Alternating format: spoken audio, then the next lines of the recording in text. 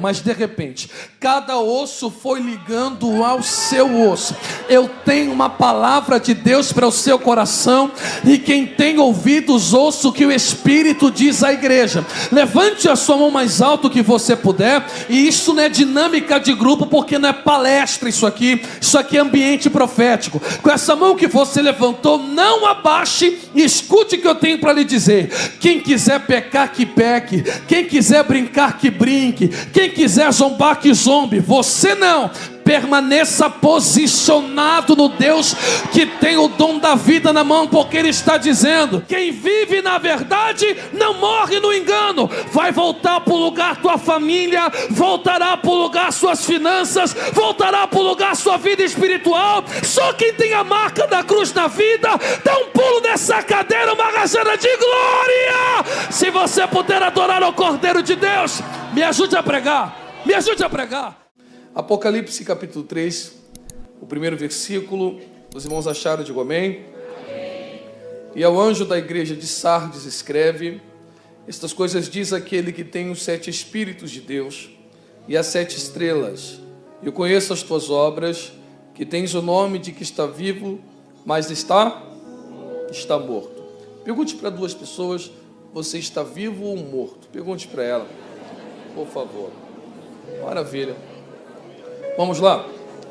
Amados, um dos pilares da visão protestante ou do protestantismo está sobre a sola escritura. Nós temos 5 pilares, dentre estes somente as escrituras. Diferente dos católicos, nós protestantes acreditamos que toda e qualquer direção, seja ela litúrgica, moral, ética, doutrinária, se encontra e se esgota dentro dos textos sagrados. É os textos sagrados que irão nos nortear para a compreensão melhor de quem é Deus, logo proporcionar a nós um relacionamento com Ele saudável. Claro que dentro do possível, nossa mente humana é muito incapaz às vezes de conhecer alguns mistérios divinos, mas por graça, iluminação do Espírito Santo, nós vamos aí entre debates, entre compreensões e entre melhorias, nos aproximando melhores daquilo que a Sagrada Escrituras nos ensina.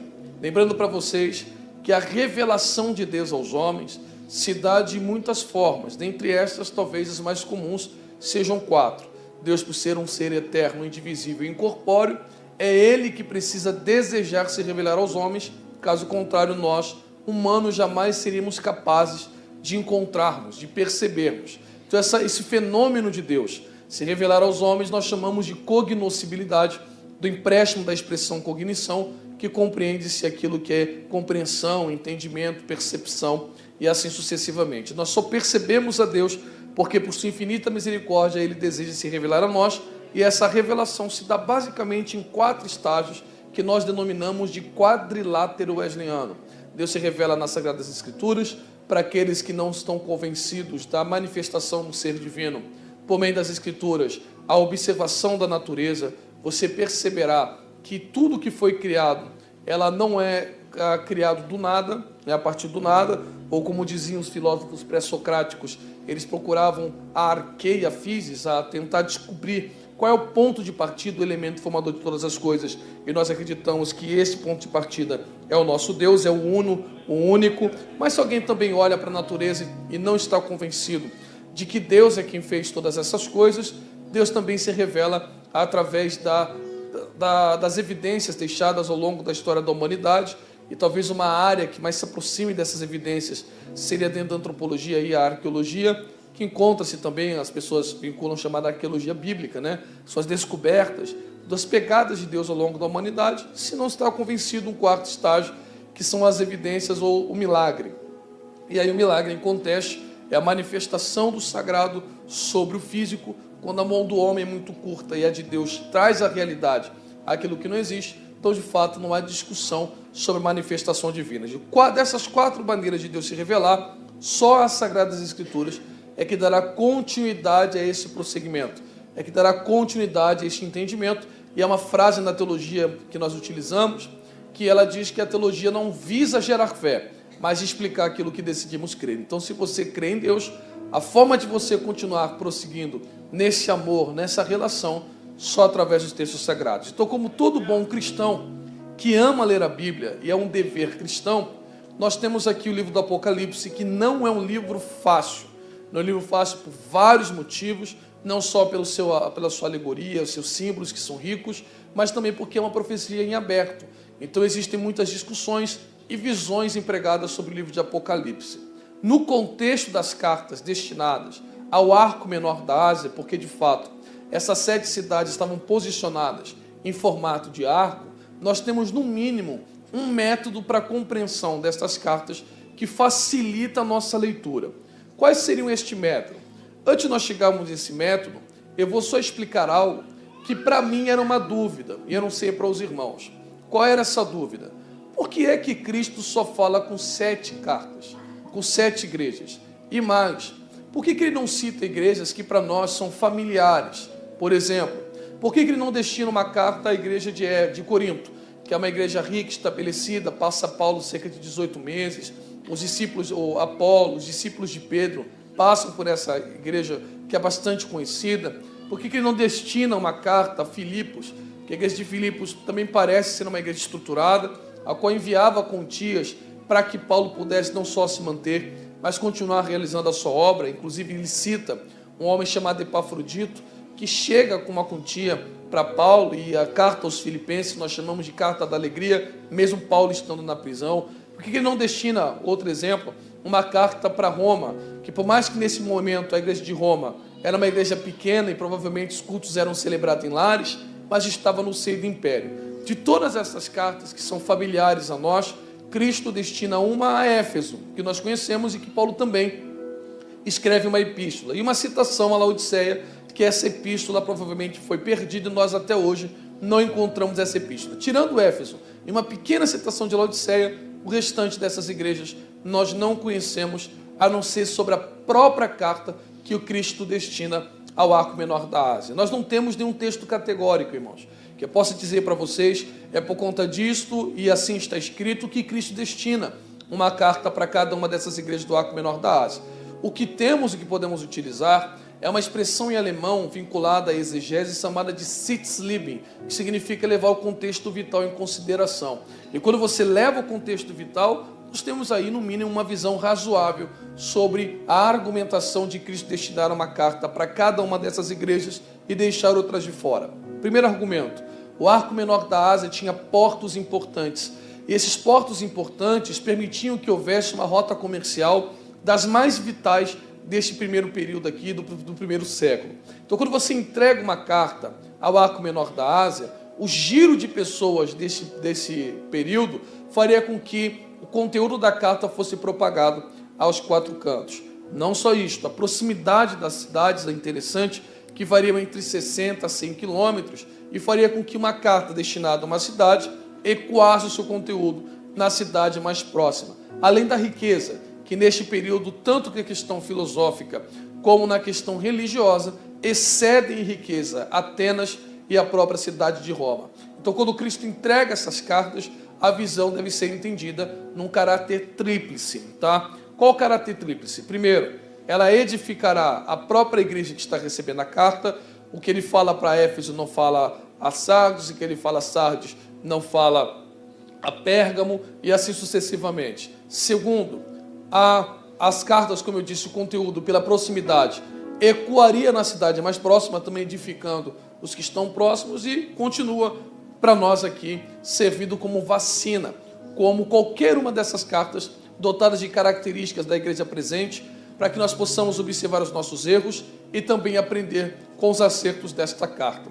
Pastor, qual é o método que eu tenho para, quando estiver em casa, ler estas epístolas, essas cartas, e entendê-las com mais facilidade?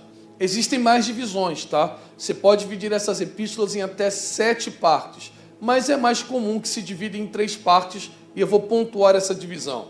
Primeira divisão dessas cartas é a apresentação de Cristo a cada uma dessas cidades. Amados irmãos, vocês notarão sem nenhuma dificuldade que para cada cidade Cristo se apresenta de uma forma específica, só título de conhecimento, de lembrança aos irmãos. Por exemplo, para Pérgamo ele diz: eu sou aquele que tem a espada afiada de 2 fios que sai da boca. Para Tiatira ele diz: eu sou aquele que tem os pés como de latão reluzente. Para Sardes, eu sou aquele que tem os 7 espíritos e as 7 estrelas estão nas minhas mãos. Então, para cada uma das cidades, existe uma apresentação de Cristo particular. Isto é de suma importância, porque esta apresentação de Cristo, ela está vinculada diretamente ao contexto da cidade. Daqui a pouco eu explico para vocês. Segunda parte dessa carta, vocês perceberão que ela pode ser um misto. Pode, porque às vezes não é, de acerto e de erro. Nós temos 7 cartas para 7 igrejas, e nós dividimos essas igrejas em 3 grupos. O grupo que nós chamamos de perfeitas, e por favor não leve o termo perfeito na literalidade. Chamamos-as de perfeitas porque para essas igrejas Cristo não dá uma repreensão sequer, que é o caso de Esmirna e é o caso de Filadélfia. Então, se você ler a carta inteira, elas são igrejas que não recebem repreensão, só elogios. Em contraponto, se você tem igrejas perfeitas, você tem as chamadas de imperfeitas, que é Laodiceia e Sardes, que em toda a carta não tem um elogio sequer, só repreensão, e outras 3 igrejas, que seriam Pérgamo, Tiatira, ou Éfeso, Pérgamo e Tiatira, que são igrejas que elas acertam, Cristo reconhece o acerto, e quando erram, Cristo repreende o erro. E a última parte da epístola seria o que eu gosto de chamar, você pode aí intitular de outra forma, de preceito seguido de bênção, ok? Do empréstimo aí do judaísmo. Que seria uma advertência que Cristo dá a todas as 7, independente se acertam, erram, ou se erram e acertam, que seria mais... Eu começo e você termina para ficar mais claro. Aquele que for fiel até a morte, dá-te a coroa da vida. Percebeu? Faça o que eu estou orientando, e a partir dessa orientação, vocês receberão um galardão, uma dádiva, ou algo do gênero.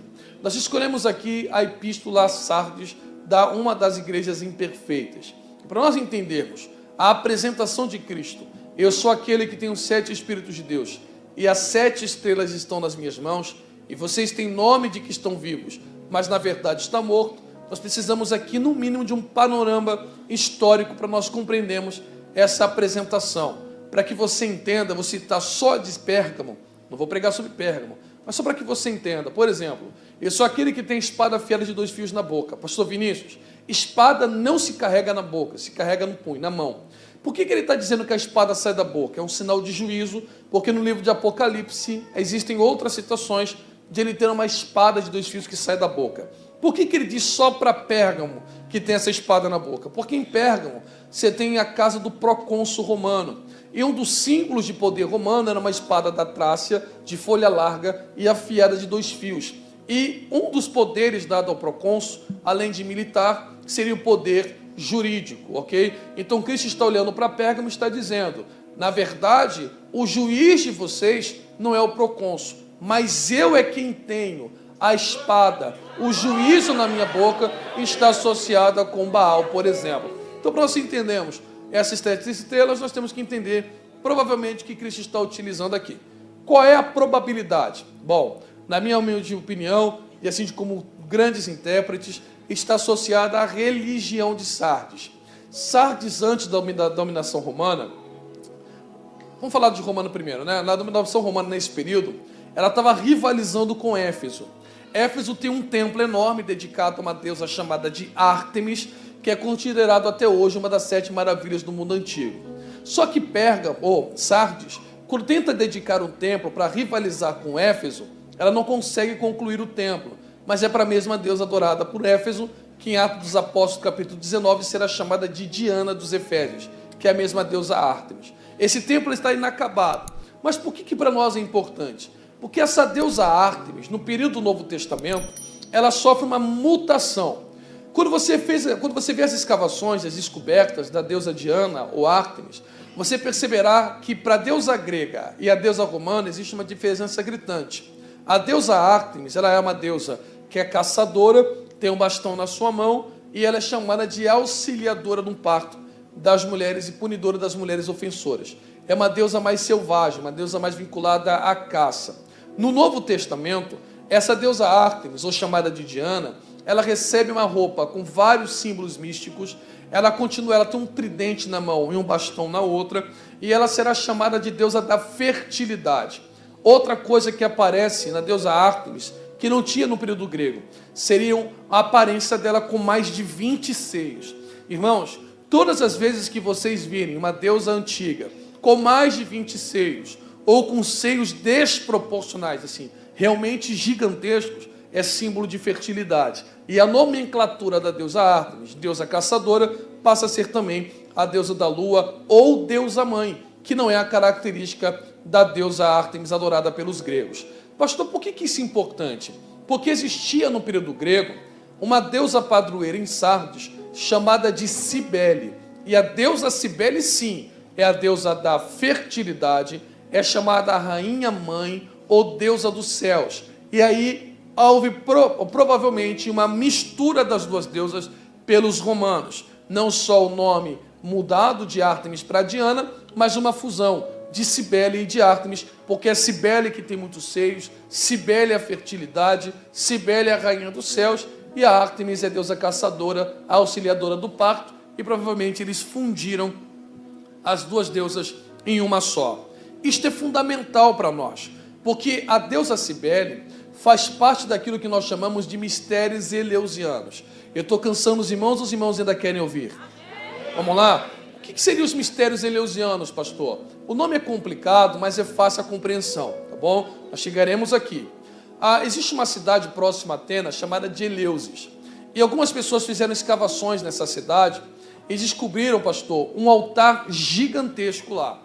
Esse altar gigantesco era dedicado às duas deusas que vão, a partir daí, vão nomear mistérios eleusianos, que é uma junção de princípios de religiões distintas. Eu vou te explicar. Quais são as duas deusas adoradas em Eleusis? Deméter e Perséfone. Só para que os irmãos se lembrem, Deméter teve uma relação com o deus Zeus e engravidou da sua filha Perséfone. Quando ela gera Perséfone, Perséfone é tão bonita, tão estonteante, que segundo o mito grego, todos os deuses do Olimpo disputavam para ver quem casaria-se com essa moça. Mas ela nunca saiu do Olimpo e não decide dar a sua mão de casamento para ninguém. Um certo dia, Perséfone, diz a mãe, queria aos campos do Olimpo buscar alguns frutos. E o deus do Hades, que é o deus do submundo, irmão de Zeus, rapta a sobrinha e leva para lá. Agora imagine os irmãos essa situação. Sua filha diz que sai de casa, Deus nos livre disto, e não retorna e não dá notícia. Deméter começa a se entristecer. Por ser a deusa da agricultura, gera um problema na humanidade. E aí os deuses decidem formar um grupo e sair para caçar onde está a bendita da Perséfone. Quando eles descobrem que ela está no Hades, eles voltam a Deméter e dizem: Deméter, nós achamos a sua filha, só tem um problema. Perséfone está de posse de Hades e nós não temos poder de tirar Perséfone de lá. Ela pede para Zeus, Zeus desce no submundo e conversa com seu irmão: libera a minha filha. Ele diz: tudo bem, eu libero Perséfone, desde que você faça com que ela retorne para cá na terça parte do ano. Então, aí nasce o conceito de estações. Conforme Perséfone está com a mãe, é primavera, verão. Quando vai chegando o momento de ela ir de volta para o Hades, outono e inverno, porque inverno ela já não está com a própria mãe. De forma estranha, irmãos, os iniciados ao culto da adoração a Perséfone tinham que passar no submundo, vencer o submundo, e quem vencesse o submundo receberia uma luz que era representativa da vida eterna, como se fosse uma estrela. Então quem passa pelo submundo, vence o submundo, recebe de presente a estrela da vida, ou uma luz muito grande. Então Cristo está pegando isto, porque o mistério eleusianos é a junção das religiões no princípio da ressurreição, seja na religião grega, romana, egípcia, cristã, judaica. Todas essas religiões têm no mínimo um princípio vinculado: morte e ressurreição. Então Cristo está olhando para Sardes e está dizendo: sabe o mistério que vocês aprenderam da deusa Deméter, Cibele, da deusa Perséfone, que existem morte e ressurreição, mas em Perséfone vocês têm que vencer o submundo para receber a estrela da vida? Pois bem, esses deuses não existem. E aqui também tem morte e ressurreição, porque Paulo, na primeira epístola aos Tessalonicenses, capítulo 4, diz: mas os mortos em Cristo ressuscitarão primeiro. Então só pode vencer a morte não quem é forte, mas quem está posicionado. Percebe? Então a morte e ressurreição no cristianismo não é pela força do braço. Morte e ressurreição no cristianismo é para quem vive em Cristo. Então Cristo está olhando para Sardes e está dizendo: eu tenho as 7 os 7 Espíritos de Deus e as 7 estrelas, que são as 7 igrejas. Então ele está dizendo, a vida da igreja emana de mim. E vocês, Sardes, estão com a igreja cheia, mas estão mal posicionados. Então Deus está dizendo, para Maceió, alguns têm nome que estão vivos, mas estão se comportando como mortos. Só pode ter vida não quem tem igreja só grande ou igreja cheia. A igreja viva é a igreja que está posicionada e vinculada em Cristo. Está compreendendo isso? Nós chegaremos lá. Eu estou cansando os irmãos ainda querem ouvir, diga amém, por favor. Amados, eu sei que vocês estão me dando atenção, mas eu sei que a correria do dia te cansa. E eu não posso ser irresponsável.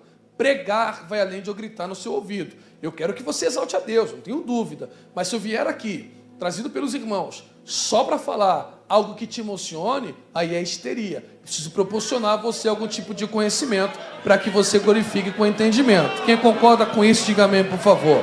Vamos lá? Então o que eu estou dizendo? Existem 3 textos que me vêm à cabeça aqui e eu prometo que nós iremos mergulhar.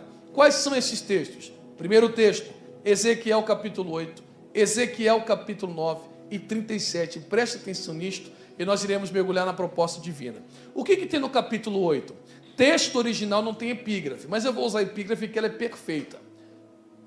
Abominações cometidas no templo. Abominações cometidas aonde, irmão? No templo. Então não é do lado de fora.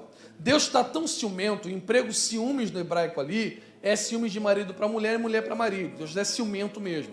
Ele pega Ezequiel no espírito pelos cabelos e diz, olha o que o povo está fazendo na minha casa. Ezequiel olha, tem uma estátua que causa ciúmes em Deus. E ele se espanta. Deus diz, está espantado com isso? Tem coisa pior. Aí Deus coloca a cara dele em outra brecha, ele vê homens em recâmaras secretas. Está assustado com isso? Tem coisa pior. Escrita egípcia na parede. Está preocupado com isso? Tem coisa pior. Incensário que não é da religião judaica. Homens voltados a deuses estranhos. Está tudo fora do lugar. Então no capítulo 8, a igreja está cheia, mas ninguém é igreja. Frequentar a igreja é uma coisa, se tornar igreja é outra completamente diferente. Como Deus não se deixa escarnecer, o capítulo 9 é a consequência do capítulo 8. Então no capítulo 8 está todo mundo vivo e Deus está dizendo, está vendo, Ezequiel? Está todo mundo morto e eu preciso consertar isto. E Ezequiel disse, depois da visão que eu tive, no capítulo 8, eu olhei para a banda do norte, que aponta para a Babilônia, e vi 6 homens, todos eles possuídos de armas destruidoras, mas dentre esses 6 homens,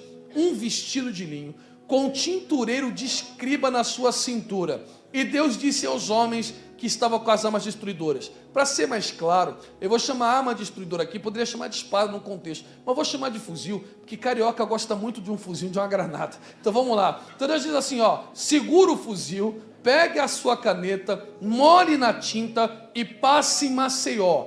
Para quê? Porque eu sou justo. E por ser justo, não posso condenar o sujo com limpo. Tem muita gente, Ezequiel, que está brincando com a minha casa. Tem muita gente que está bagunçando na minha igreja. Mas tem muita gente que, em meio ao capítulo 8, não praticou os pecados cometidos por muitos e permaneceram em santidade. Algum desses já chegaram aqui porque eu já vejo o barulho de confirmação. Então Deus diz, molha a caneta na tinta, passa em Maceió e faz uma marca na testa de que não pecou no capítulo 8.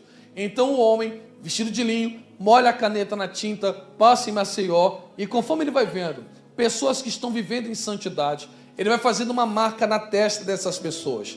Depois que ele marca essas pessoas, Ezequiel disse, eu ouvi uma segunda ordem, a ordem era, agora mata todo mundo em Maceió que não tenha marca na testa. Ezequiel diz, eu vi mulheres, grávidas, guerreiros, anciãos, todo mundo caindo à espada. E conforme a matança acontecia, que é a Babilônia, Deus gritava em minha morte, não chegue perto em quem recebeu o sinal na testa. Só também para não cometer equívoco.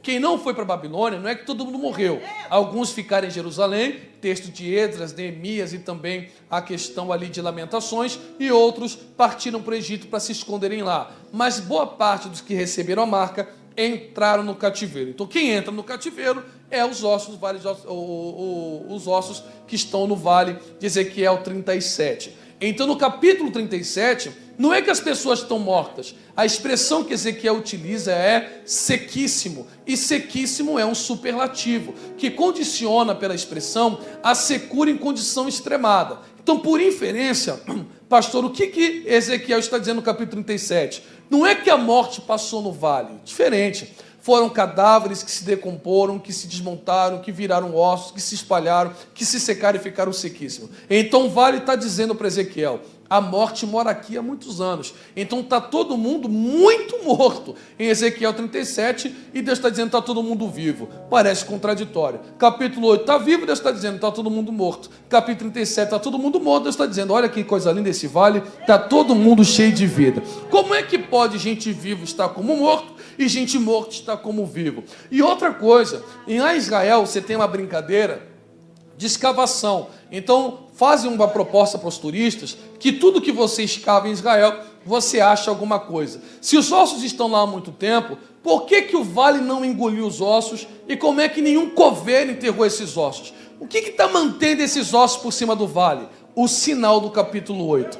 Pastor, que sinal é esse? Está muito bem traduzido por João Fernando de Almeida, mas muito bem traduzido. Só que no hebraico, o termo utilizado para sinal é tav. Tav é a última letra do alfabeto hebraico, chamado de Aleph Beit, e equivale ao som de T. A letra Tav para os judeus, porque a língua semítica, ela nasce primeiro na fonética e depois se expressa. Então, você vai mudando as formas que elas são escritas, como se fosse hieroglifo. Mas, para que você entenda, a letra Tav para os judeus tem, no mínimo, 2 representações na antiguidade. Quantas representações? Não vou pregar mais não, você está chateado, você já cansou. Você não quer ouvir não. Me falaram que vocês gostavam de Bíblia, mas vocês não querem ouvir, não. Quem quer ouvir ainda, diga glória a Deus, por favor. Vamos lá? Primeira representação é o símbolo da verdade. Agora, olha que espetacular. A palavra verdade em hebraico se escreve emet. Emet em hebraico tem 3 letras. Aleph, primeira letra, Mem, quase no meio, e Tav, que é a última. Então, a verdade se explica na própria estrutura da palavra. Toda pessoa que vive na verdade, ela não precisa ficar repetindo a verdade, porque a verdade será a mesma no começo, no meio e no fim. Seu oposto em hebraico, se verdade é emet, mentira é sheker. Sheker também tem 3 letras, sin, kof e resh. De forma extraordinária, se verdade é começo, meio e fim, sheker é uma atrás da outra, porque sin, kof e resh estão em ordem alfabética. Porque se a verdade é começo, meio e fim, a mentira é uma atrás da outra. Todo mentiroso, para parecer verdadeiro, precisa contar uma mentira atrás da outra para convencer quem está ouvindo. Só que essas três letras que estão em ordem alfabética, também de forma de coincidência, são as últimas 3 letras que antecedem a Tav. Porque por mais que a mentira se estique, a verdade aparecerá por último. Então, a primeira ideia que Deus está dizendo para o Serdilinho é: passe em Maceió e faz o símbolo da verdade na cara dos verdadeiros, porque o Pai procura os verdadeiros adoradores que o adorem em espírito. Já chegaram aí, não é isso, minha irmã? Então ele diz: faz o símbolo da verdade. Segunda representação de Tav. Nesse período, Tav era formado, tinha a forma de cruz. Foi espantosa. A letra Tav tinha um formato de cruz. Então Deus está dizendo: faz a marca da cruz na cara dos verdadeiros. Faz a marca da cruz na cara dos verdadeiros. Porque quem vive na verdade tem a cara de cruz. Até porque no encéfalo, nessa região aqui, nós temos o córtex pré-frontal, que é onde nós tomamos as decisões, o julgamento, o julgamento. Então significa que aqui Deus está dizendo: quem tem seu julgamento pela cruz, diferente de quem brinca no capítulo 8, tem que entender que por mais que se manteve em santidade e que não brincou de estar vivo e estar morto, está esquivado do vale. Todo mundo que tem a marca da cruz passará pelo vale, mas não será enterrado nele. Quem tem a marca na cruz passará por momentos de aparência de morte, aparência de secura, estará espalhado pelo vale. Mas Deus diz a Ezequiel: diga para quem vive na verdade, diga para quem não se sujou no capítulo 8, que quem é sujo, suje-se ainda, mas quem é santo, santifique-se ainda. Para aqueles que viveram na verdade, estão assistindo nas redes sociais uma brincadeira com a igreja de Cristo, uma bagunça em meio evangelho, mas se manteram santos, que eles passarão pelo vale sim, que sentirão aflições sim, que passarão por momentos de aperto, todavia quem tem a marca não será enterrado no vale. Abre a sua boca, Ezequiel, e profetize em Maceió para quem é de verdade. Será que tem alguém de verdade aqui? Ou só tem os de mentira? Diga para os que são na verdade, que eu não deixo os verdadeiros morrerem secos. Ezequiel disse, eu profetizei, segundo a ordem que me foi dada, e eu ouvi um estalo, acompanhado de um rebuliço. Amados irmãos, sabeis que rebuliço é uma expressão que também significa bagunça. Então Ezequiel está dizendo, e conforme eu profetizava, houve um movimento desconhecido no vale. As coisas se movimentavam e a princípio eu não entendia onde esse movimento acabaria, mas de repente cada osso foi ligando ao seu osso. Eu tenho uma palavra de Deus para o seu coração, e quem tem ouvidos ouça o que o Espírito diz à igreja. Levante a sua mão mais alto que você puder, e isso não é dinâmica de grupo, porque não é palestra isso aqui é ambiente profético. Com essa mão que você levantou, não abaixe e escute o que eu tenho para lhe dizer. Quem quiser pecar, que peque. Quem quiser brincar, que brinque. Quem quiser zombar, que zombe. Você não. Permaneça posicionado no Deus que tem o dom da vida na mão, porque Ele está dizendo, esse quarto ano será marcado por isso.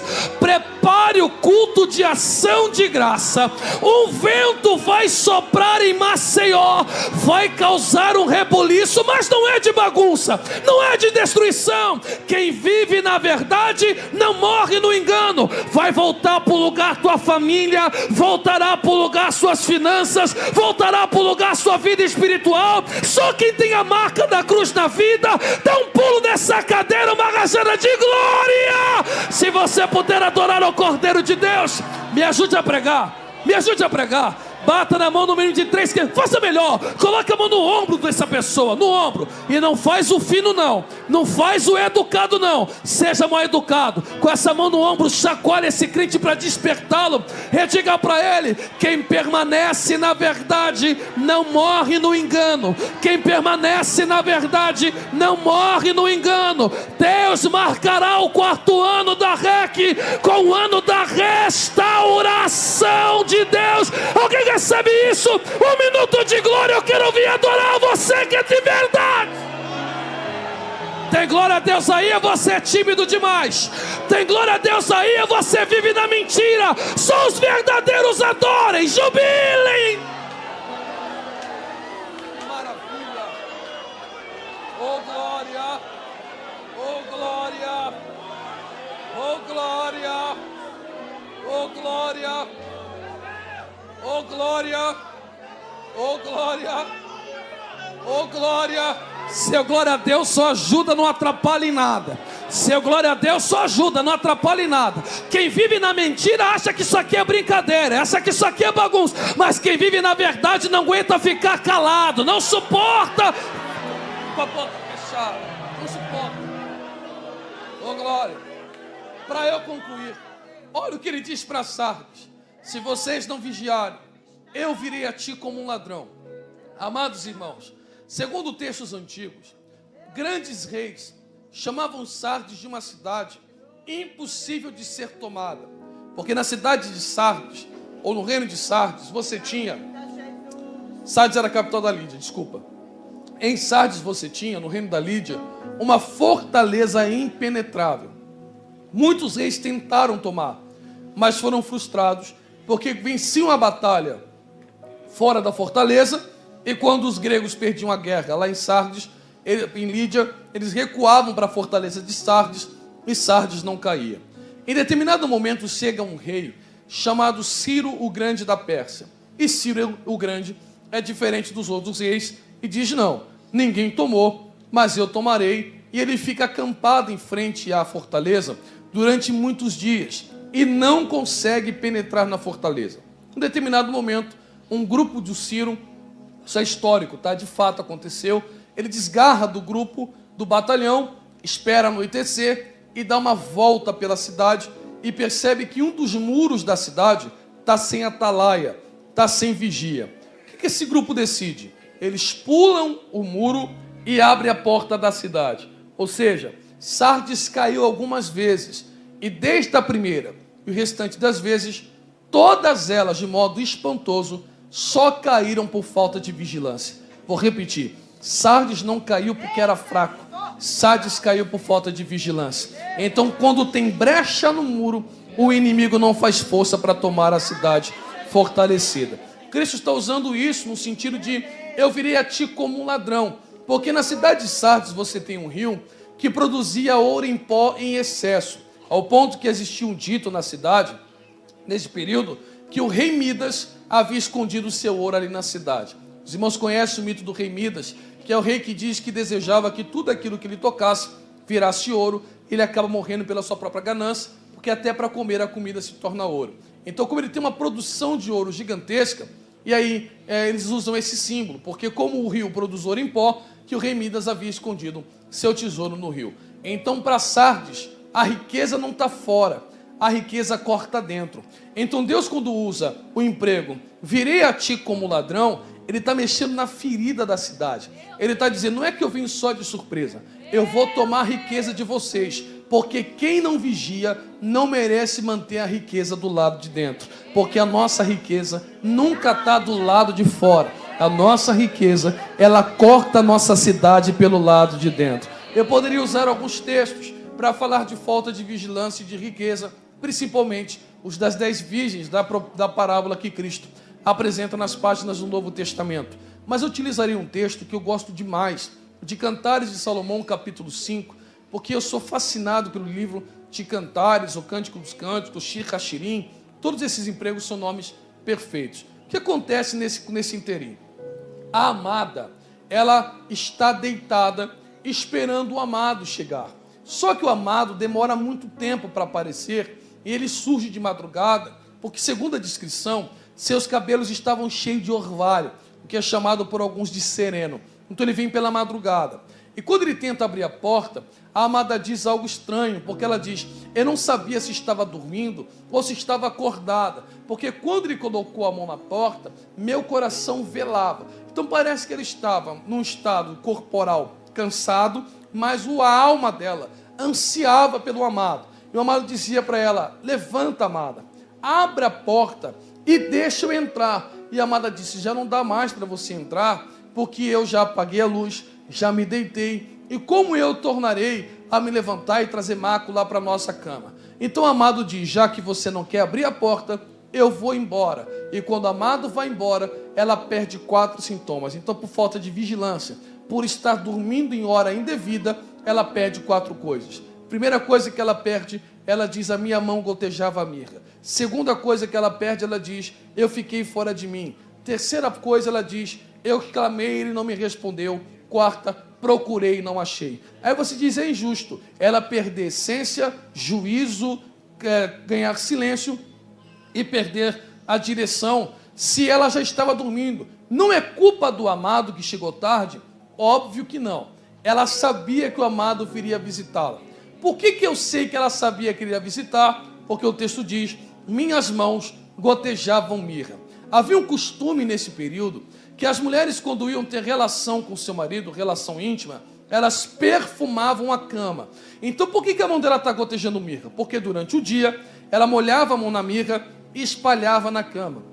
Molhava a mão na mirra e espalhava na cama, preparando o ambiente de intimidade.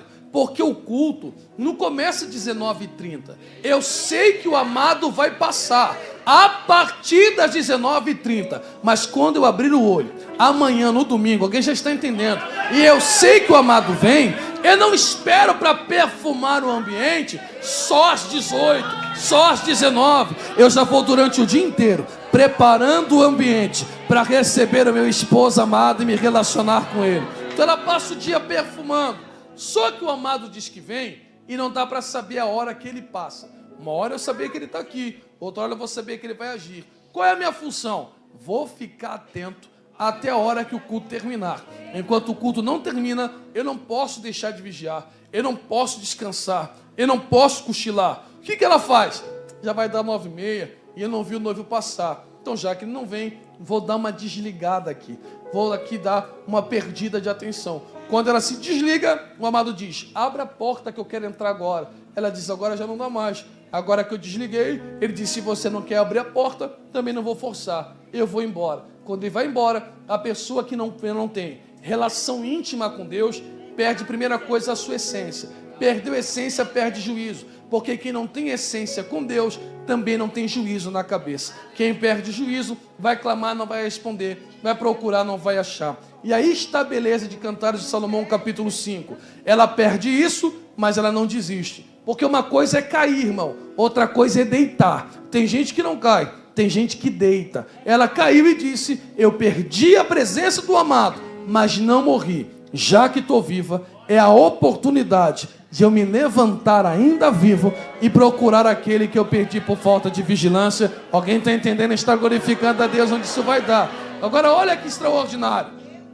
Se não me falha a memória, no capítulo 3 de Cantares, a noiva, a amada, está procurando o amado. Só quando ela está procurando, ela pergunta para os soldados da cidade, os guardas: alguém viu meu amado? Os guardas ouvem e não respondem. Pastor, por que o guarda não responde? Porque guarda é símbolo de sistema, e o sistema do mundo jamais vai te ajudar a encontrar o seu amado. Todavia, no capítulo 5, por perder o amado e procurar o amado, os guardas espancam a amada, porque quem não vigia é espancado por esse mundo aí fora. De forma extraordinária, ela entra num jardim secreto. E quem é que está no bendito jardim esperando o amado? O amado. O que ele está dizendo para ela? Por que você está apanhando? Esqueceu o lugar do nosso encontro. Tem gente que está apanhando de graça, porque sabe onde tem que encontrar o amado. Então, para você, às vezes, voltar a vigiar, o amado tem que deixar você tomar uma coça de vez em quando, para poder despertar. Mas antes que você tome um solavanco da vida, o amado está dizendo esta noite: se você continuar dormindo, eu vou despertar você através de um sacode. Mas se esta noite você entender que precisa voltar para a essência do jardim secreto, você vai me encontrar pela madrugada, você vai me encontrar nos cultos. Alguém está recebendo essa palavra? Eu termino agora. Palma da mão assim para receber, assim é redenção, assim é para receber mesmo. É para receber mesmo. A partir dessa noite, o espancamento cessa na sua vida. Deus não necessitará fazer como Jonas, te colocar no ventre de um peixe para ver se você acorda que a sua direção está errada. Essa noite Deus está dizendo: volta para o jardim secreto, porque quem vive no jardim tem esse cântico na boca. Qual é o cântico, pastor? As muitas águas não foram capazes de estragar e destruir o nosso amor. O ano do relacionamento começa a partir de hoje. Alguém recebe essa palavra e quer viver no jardim? Fica de pé comigo glorificando a Jesus. Só os que querem isso, só os que querem. Diga para 3 crentes: viver em Deus é questão de posicionamento. Diga: Deus só está esperando um posicionamento seu. Só um posicionamento.